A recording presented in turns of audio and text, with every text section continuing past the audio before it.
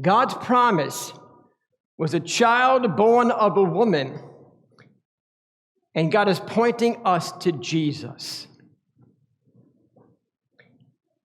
And Eve took that promise right there in the garden, and she took it to heart. She just hadn't figured out God's timing. You see, when Eve gave birth to her firstborn son, she cried out with joy, "I have given birth to a man, the Lord." Because you remember the promise. I have given birth to a man, the Lord. Now, in some English versions, that might be different.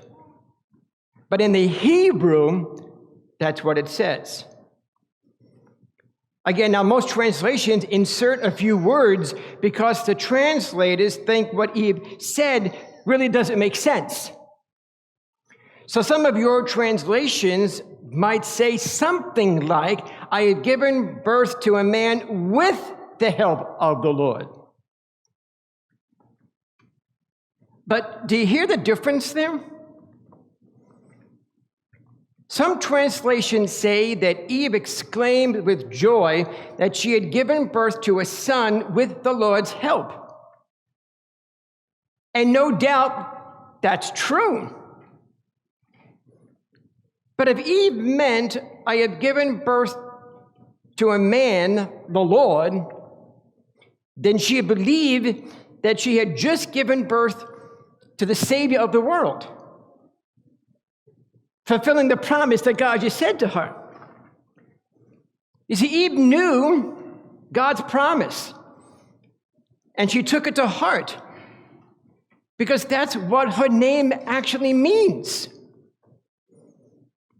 Mother of all living. Let's hold that thought for a second, because I'd like to explain just a little bit more about what I just said in the sermon. At that time, Adam changed the name of Eve. Before this, it was woman, and now it's Eve. Now, Eve, as you know, Chawwah, Chawwah, I believe it's spelled Chawwah, means living, the mother of all living. But before that, her name was woman. Now, this is neat, because in Hebrew, the Hebrew word for woman is ish. The Hebrew word for man is isha, I-S-H-A. Woman is ish, I-S-H. Now, why it's neat, at least to me, hopefully to you, is if you remember, God said that woman was taken out of man.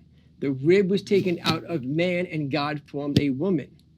So if you look at the word ish, ish is taken out of isha.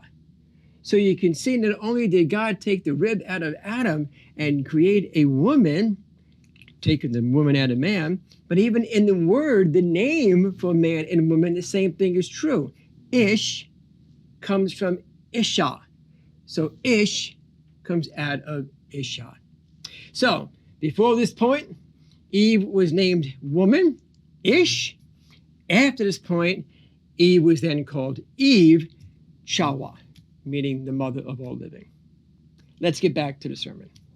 Adam named her Chawwah, Eve, this new name after what God pronounced on Adam and Eve because of their sin. And after, because Adam expressed hope to the promised seed of the woman. So she went from woman, ish, to Chawwah, mother of all living. But as you well know, Eve's firstborn son was not the promised Messiah. But each child was a sign pointing forward to the Messiah yet to come. And so this child was a reminder of the salvation that was yet to come through childbearing.